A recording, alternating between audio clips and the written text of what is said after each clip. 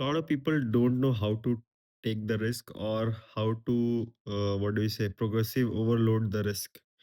What I mean by is a lot of people will run into taking a job for 3 years, 5 years, or maybe a course or education for 3 years or 5 years something, right? And they take up the decision, they take a risk, like risk for 3 years. You are trying to study something which you don't know is going to exist or not, or maybe you're going to like it or not. Once you completed it, there is a hardly any chance that you're going to want to continue that work or something, because momentarily we liked it or something like. So you are basically taking a risk for 3 years, 4 years something.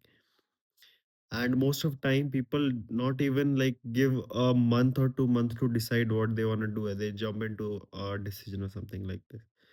So you are risking for 3 years, 4 years. That is totally bad.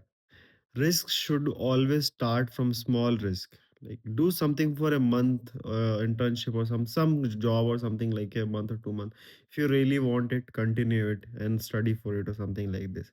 What I see is a lot more time people taking big risk, and they don't have appetite of big taking risk. I've seen kids of 16, 17 years taking risk of their life for 4 years, 5 years. They will decide something big, but you haven't built the stamina to take the risk.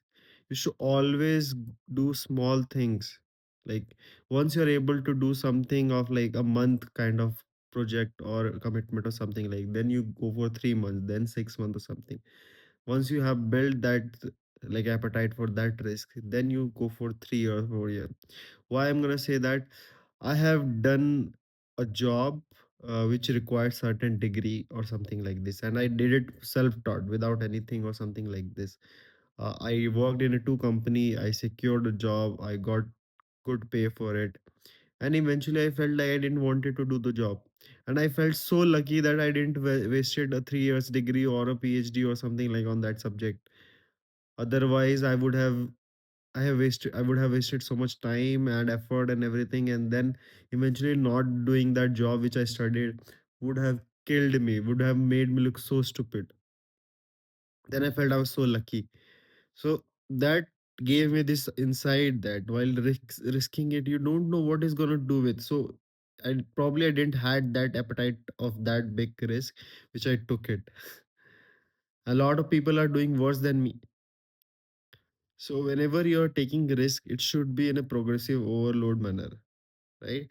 I remember when I first started YouTube content, I basically learned a new framework called Manim just to make animation and everything. Like I gave like a good solid 3 4 months to understand that Python coding for this Manim thing, so that I could create animation and make beautiful videos.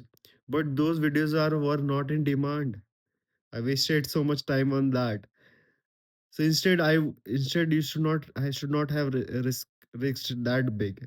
And the best is like you create small stuff like a shorts or something like this. Or maybe you wanted to do in the field of certain job, take an internship or some small course for a month, 3 months, see how the feedback is, how the market, how much you understand. Once you have this thing, then go for like a year or something like this. When the year is done, then go for 3 or something like this. So how the risk appetite is built? Always start slow and then gradually increase. I remember back then, whatever the big risk which I have taken, it's built on the confidence of the previous risk which I've taken and been successful. But when I see a lot of people taking risk without any receipt of success which they had back or build that confidence. So I hope you understand this half-baked idea of mine. And Naval also says that, like Naval Ravikant says that, yeah, you need to spend time before taking such a big decision of your life.